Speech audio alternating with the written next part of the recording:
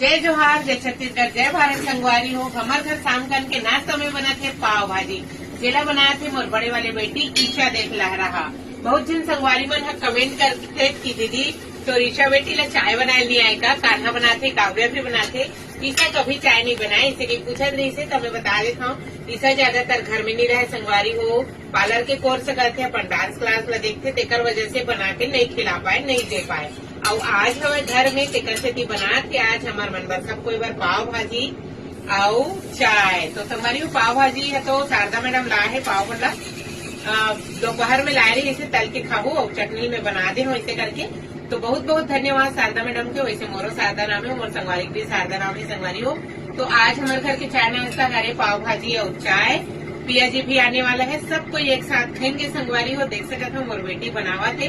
और आप मन कमेंट करके बताओ आप मन का शाम के नाश्ता में का खावा थे। जय जोहार, जय छत्तीसगढ़।